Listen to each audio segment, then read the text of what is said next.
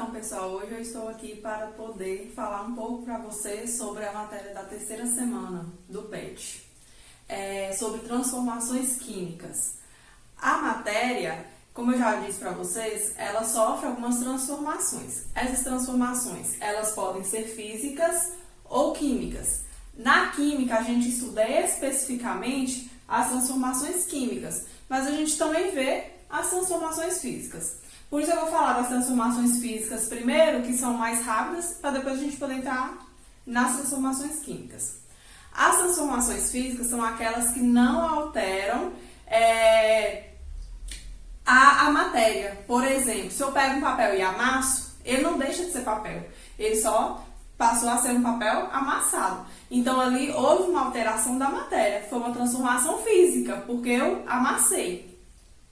Da mesma forma, se a gente pega água e coloca no congelador para ela congelar, virar gelo, ela não deixa de ser água, só passou de um estado que estava líquido para um estado que estava sólido. Então, as transformações físicas, elas ocorrem sem alteração da estrutura da matéria. E aí a gente vai ver aqui, algumas passagens de estado físico, porque a matéria existe em 3 estados físicos: sólido, líquido e gasoso. E ela pode passar de um estado para o outro. E aí cada passagem tem um nome específico. Quando passa do sólido para o líquido, um exemplo, se eu pego o gelo e tiro da geladeira, ele vai derreter. Essa passagem, o nome dela vai ser fusão. Fusão. Do líquido para o gasoso, a mesma coisa. Se eu pego a água e coloco ela no fogo para ela ferver, ela vai passar para o estado gasoso. Então, ali a gente tem a vaporização. Na vaporização, nós temos 3 tipos de passagem, porque a vaporização é a passagem do líquido para o gasoso. Só que existem 3 tipos de passagem. O primeiro é evaporação, que é o que acontece com os rios, quando a água evapora, vai para as nuvens, se condensa e se transforma em chuva. Então, ali houve uma passagem gradual, muito lenta, daquela água para o estado gasoso. Outro exemplo, quando a gente lava a roupa e coloca para secar. A água que está na roupa, ela vai evaporar. É uma forma mais lenta da água sair ali da roupa. Já o segundo processo é a ebulição. A ebulição é a mesma coisa que a fervura. Por exemplo, quando a gente coloca a água no fogo. Quando ela atinge uma certa temperatura, ela começa a formar as bolhas no fundo do copo. Aquelas bolhas significa que a água está entrando em ebulição. Para entrar em ebulição, a substância, independente se é água ou se é qualquer outra substância, ela precisa atingir uma temperatura ideal dela. É uma temperatura específica. No caso da água, é 100 graus Celsius a nível do mar. Então, a água ela entra em ebulição, ou seja, ela ferve a 100 graus Celsius. E aí, o segundo processo da vaporização é a ebulição. E o terceiro processo é a calefação. A calefação é um processo muito rápido. É como se fosse uma panela quente que a gente pinga água nela. Quando pinga, chega a fazer aquele barulhinho da água secando rápido. Aquele processo se chama calefação. A mesma coisa quando os avós nossos faziam, de ver se o ferro estava quente, de molhar o dedo na ponta da língua e fazer aquele barulhinho, Aquele barulhinho, ele é específico da calefação. O processo agora de gasoso para líquido se chama condensação.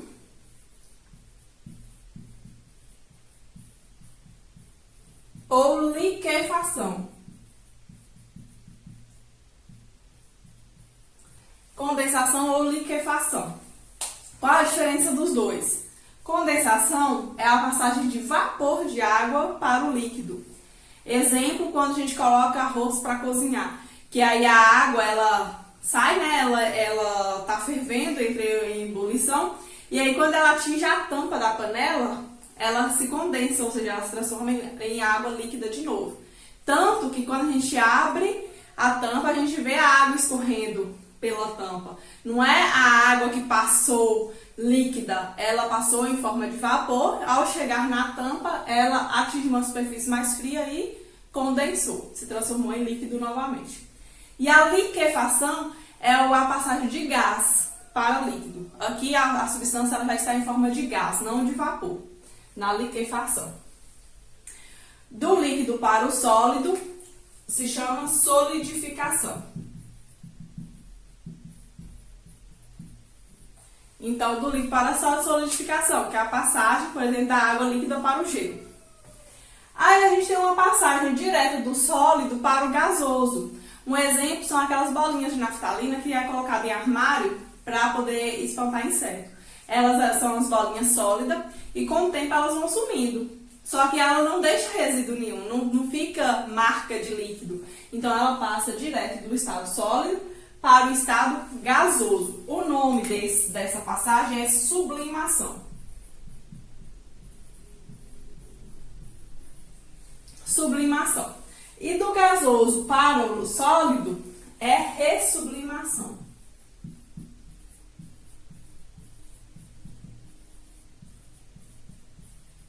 Vão ter livros ou alguma prova, alguma coisa que vocês podem encontrar isso aqui, como sublimação também. Sublimação aqui e sublimação aqui embaixo. E tá certo, tem livros que trazem como sublimação mesmo. Eu gosto de fazer ressublimação, que é como se fosse o sentido inverso. E tem muitos livros que também trazem como ressublimação. Lembrando, todas essas passagens aqui, tanto do sólido para o líquido, do líquido para o gasoso, do sólido para o gasoso e os inversos, eles são apenas passagens de estados físicos. A substância, ela continua a mesma. Ela só mudou a forma como suas moléculas elas estão rearranjadas.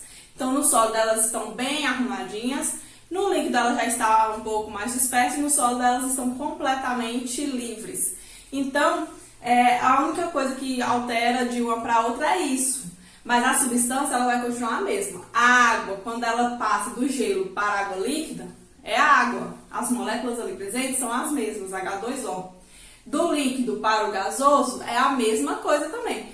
Só vai estar em uma forma diferente, tá? Então agora eu estou aqui para poder falar um pouco para vocês sobre as transformações químicas. As transformações químicas, elas são aquelas transformações que alteram completamente a matéria. Então assim, eu tinha uma substância inicialmente e ao reagir, ao sofrer uma reação química, porque as transformações químicas ocorrem por meio de reações químicas, essa matéria, essa substância, ela muda completamente. Vamos supor, pegar o papel e colocar fogo. Ele vai deixar de ser papel. Ele tinha uma estrutura e passou a ter outra estrutura. Então, aqui houve uma reação química. Lá nas transformações físicas, quando a gente viu, nós vimos que a gente consegue fazer o caminho de volta. Um exemplo, o gelo se transforma em água líquida se transforma em gelo. Nós conseguimos fazer esse processo. Já nas transformações químicas, esse processo vai acontecer quando as reações forem reversíveis, quando for atingir o equilíbrio químico. Isso aí a gente vai ver bem mais na frente. Mas, a princípio, essas reações elas não podem ser reversíveis, elas não retornam ao seu estado inicial. Então, aqui, nas transformações químicas, eu tenho um estado inicial e passo a ter um estado final que é completamente diferente. São substâncias diferentes, propriedades diferentes, tudo completamente diferente. Um outro exemplo, quando a gente pega uma fruta verde e ela vai amadurecendo.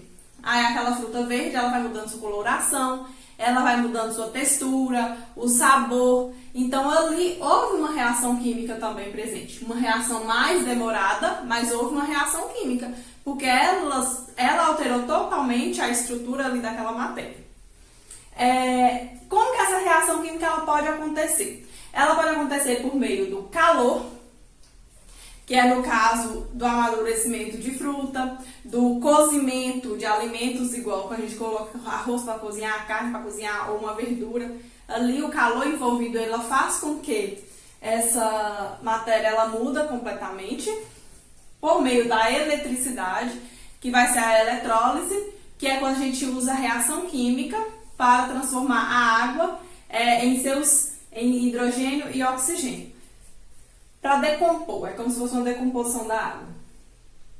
A mecânica é como se fosse explosivos. Quando a gente tem aquelas granadas e ao jogar e ela atingir uma superfície, ela explode. Ali é por meio da mecânica. Também é um tipo de reação. Por meio da luz, que é no caso da fotossíntese, né? As plantas, elas respiram, né? Através das suas folhas ali, fazendo a fotossíntese e aproveitando isso, só acontece por causa que elas recebem a luz do sol. E também as fotografias, na revelação daquelas fotografias, né? Daqueles filmes que antigamente as máquinas tinham, era feita uma reação química por meio de luz, para que aquele filme ele fosse revelado. E por meio de contato com outra substância. Aqui a gente vai ater mais ao contato com outra substância, que é quando a gente coloca duas substâncias juntas e elas vão reagir. Um exemplo, quando eu coloco sorrisal na água. Ali imediatamente ela vai borbulhar e vai desfazer, né? Então, ali também ocorre uma reação química.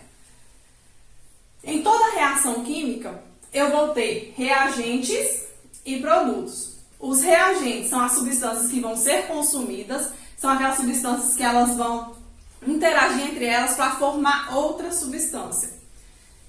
No caso, por exemplo, do sorrisal, eu coloco sorrisal mais água, a substância sorrisal mais a água é o reagente. Ao colocar os dois juntos e eles formarem, né, aquelas bolhas, vai formar uma outra substância mais gás carbônico, porque aquelas bolhas são gás carbônico. Então, aquilo vai ser o produto. O produto é o que vai ser formado na reação química. Aí eu coloquei um exemplo aqui de uma representação. As reações químicas, elas são representadas por meio de equações químicas. Essas equações químicas, elas vão vir assim para vocês, na forma de símbolos, com esses mais e a setinha. O que significa cada coisa? Os símbolos pode vir para vocês ainda escrito. Por exemplo, aqui é cobre sólido. Esses entre parênteses significam o estado físico em que ele se encontra. Se tiver o S, é sólido. Se tiver G, é gasoso. Se tiver o L, é líquido. E se tiver o AQ, significa que é o aquoso. Significa que essa substância ela está dissolvida em água. Então, aqui, por exemplo, o AgNO3, que é o nitrato de prata, ele está dissolvido em água, porque ele está aquoso. Aqui eu tenho prata sólido e aqui eu tenho nitrato de cobre aquoso. O que a gente vai perceber aqui? Esse mais significa que essa substância está sendo adicionada a essa, né? As duas estão sendo adicionadas. O que tiver antes dessa seta é o reagente. O que tiver antes da seta é o reagente. O que tiver depois da seta vai ser o produto. E aqui também tem um mais. Significa que está sendo formada essa substância mais essa substância. Está sendo formada duas substâncias aqui. Essa mais essa. E esses dois aqui na frente, quando não tem nada aqui, vai ser um, significa o índice. Esse índice é referente a balanceamento, que a gente vai ver na próxima semana. Esse índice é referente a balanceamento. Significa que as mesmas quantidades de substâncias formadas são as mesmas quantidades que tinha inicialmente. Então, não pode ser alterado. Então, os átomos eles vão permanecer os mesmos. Eles só vão estar rearranjados de maneira diferente. Então, eu tenho que permanecer a mesma quantidade de um lado e do outro. Por isso, esses números aqui na frente, que é o índice estequiométrico. É o índice para igualar os átomos de um lado com o outro, ok? Essas reações químicas, elas são muito evidentes. A gente consegue perceber quando elas acontecem. Muito raramente a gente não percebe, mas na maioria das vezes a gente vai perceber. Um exemplo vai ser com a liberação de gás. Tudo aquilo que a gente adiciona um no outro e libera gás, vai ser uma reação química. Ali está produzindo uma reação química. Um exemplo que eu falei para vocês é o sorrisal. Quando a gente coloca borbulhou, formou gás, é uma reação química. Quando a gente adiciona, por exemplo, tem gente que gosta de adicionar água sanitária com outras substâncias, né? E não pode. A água sanitária é usada separada, sozinha. Mas quando a gente usa água sanitária, por exemplo, misturada a uma substância que tem amônia, né? Algum amoníaco, tipo de azulim, vamos supor, um azulim que ele é usado para limpar piso. Quando adiciona tanto água sanitária como ele, vai formar bolha, vai liberar um gás tóxico. Por isso que muita gente, às vezes, fica intoxicada até dentro de casa, porque mistura substâncias que não combinam entre si e formam gases tóxicos. Então, isso é muito perigoso. Não misturem substâncias que vocês não sabem qual vai ser a reação entre eles. Então, tudo aquilo que vai formar bolha vai ser uma reação, um tipo de reação química. Outro tipo de evidência que a gente pode ver é quando libera luz e calor. Exemplo, quando a gente vê aqueles fogos de artifício no céu, né, liberando aquelas luzes, ali houve uma reação química. Um outro exemplo, fogueira. A fogueira a gente acende no meio do ano ali, a gente vê a luz do fogo e a gente sente o calor. Então ali também está havendo uma reação química. Luz e calor é evidências de reações de combustão, que reações de queima. Quando está queimando alguma coisa, tem essa característica de liberar luz e calor. Outro tipo de mudança que a gente consegue ver nas reações químicas é mudança de cor. Um exemplo que eu já falei, quando a fruta amadurece, ela muda de cor. Então ali também houve, né? Mudança de cheiro. Às vezes alguma comida está estragada, né? E a gente sente aquele cheiro, que o cheiro não está o cheiro normal da comida. Ali é porque houve alguma reação de algum fungo, de alguma bactéria, de alguma coisa que influenciou naquele alimento a ele estragar. E também a formação de sólido. Também pode ocorrer uma substância, você misturar uma substância com outra e formar um sólido. Ali também houve uma reação química. Nas reações que a gente não consegue perceber visualmente, né, por meio disso aí que eu já falei, a gente só consegue determinar se houve reação química ou não por meio das propriedades específicas da matéria. As propriedades específicas, as propriedades que são somente delas, né, como eu já havia falado algumas vezes. Temperatura de fusão, temperatura de ebulição, um exemplo.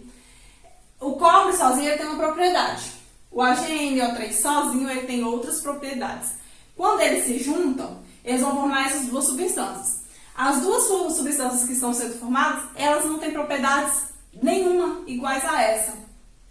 Então, são propriedades totalmente diferentes. Então, a característica da reação química é justamente essa.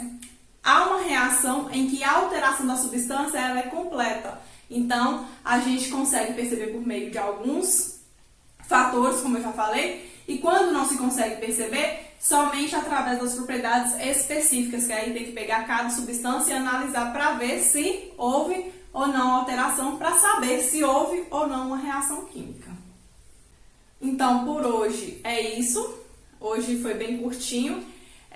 Espero que vocês tenham entendido. Qualquer dúvida vocês podem me perguntar. Eu vou deixar o mapa mental para vocês lá no sistema para poder ajudar com tudo isso aqui que eu falei, para poder ajudar vocês a entenderem um pouco melhor. Qualquer coisa é só me chamar.